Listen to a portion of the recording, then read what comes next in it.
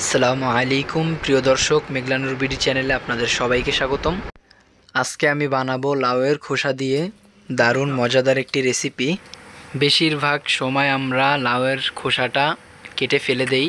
আজকে আমি লাউয়ের খোসা দিয়েই দুর্দান্ত একটি মজাদার ভর্তার রেসিপি আপনাদের মাঝে শেয়ার করব। এই জন্য আমি একটি লাউয়ের খোসা ধুয়ে ছোট ছোট টুকরো করে কেটে নিয়েছি। এবার একটি প্যানে লাউয়ের খোসাগুলো নিয়ে নিব। এবারে খোসার মধ্যে আস্ত কাঁচামরিচ দিয়ে নিব 6 পিস, আদা দিয়ে দিব 2 পিস, আস্ত রসুন কোয়া দিয়ে নেব 5 পিস। এবারে বড় আস্ত একটি পেঁয়াজ 4 টুকরো করে নিয়েছি, সেটা দিয়ে দিব। লবণ দিয়ে নিচ্ছি স্বাদ মতো। সেদ্ধ করার জন্য এখন সামান্য পানি দিয়ে দিব। এবার ঢাকনা দিয়ে ঢেকে মাঝারি আঁচে খোসাটাকে সেদ্ধ করব 15 মিনিট সময় নিয়ে। 15 মিনিট পরে ঢাকনাটা উঠিয়ে নিয়েছি। লাউয়ের খোসাটা ভালোভাবে সেদ্ধ হয়ে গিয়েছে। ছোলাটা একদম নরম করে সেদ্ধ করতে হবে। এবারে খোসাগুলো অন্য পাত্রে উঠিয়ে নিব। লাউয়ের খোসার জন্য আমি লাউয়ের খোসা ভর্তার জন্য আমি ইলিশ মাছের লেজ নিয়েছি 2 পিস। এবারে লবণ দিয়ে নিচ্ছি স্বাদ মতো। এবারে মাছের মধ্যে হলুদ গুঁড়ো দিয়ে নিচ্ছি 1 চা চামচ। এবার মরিচ গুঁড়ো দিয়ে নিচ্ছি 1 চা চামচ।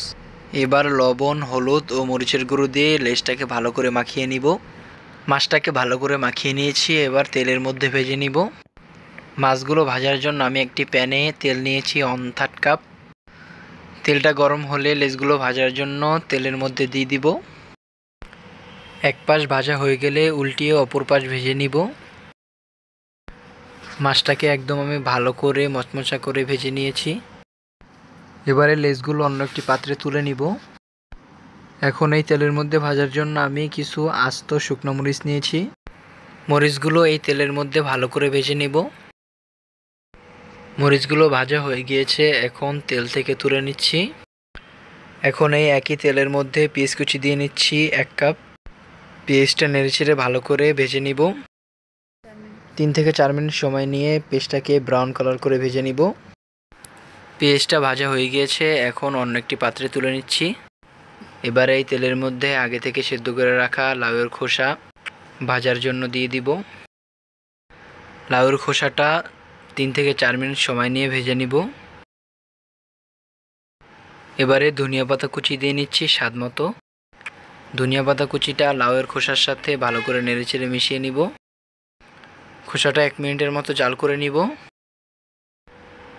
এবারে লাউয়ের খোসাটা অন্য একটি পাত্রে তুলে নিব, ভাজা হয়ে গিয়েছে। এবারে সবগুলো আমি ব্লেন্ড করে নিব।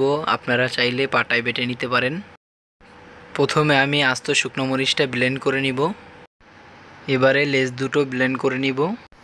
লেজ ব্লেন্ড হয়ে গিয়েছে, এবার এর মধ্যে দিয়ে নিচ্ছি পেঁয়াজ বেরেস্তা। এবারে লাউয়ের খোসাগুলো দিয়ে সবগুলো মিশ্রণ একসাথে ব্লেন্ড করে নিব। ব্লেন্ড হয়ে গিয়েছে, এবার ভর্তার মধ্যে সরিষার তেল দিয়ে নিব 1 টেবিল চামচ। সরিষার তেল দিয়ে সবগুলো উপকরণ একসাথে ভালো করে মিশিয়ে নিচ্ছি। তৈরি হয়ে গেল মজাদার লাউয়ের খোসা ভর্তা। এটি গরম ভাতের সাথে খেতে দারুণ লাগে। আপনারাও এই রেসিপিটি দেখে খুব সহজেই বানিয়ে নিতে পারবেন। সবাই ভালো থাকবেন, সুস্থ থাকবেন। আসসালামু আলাইকুম, আল্লাহ হাফেজ।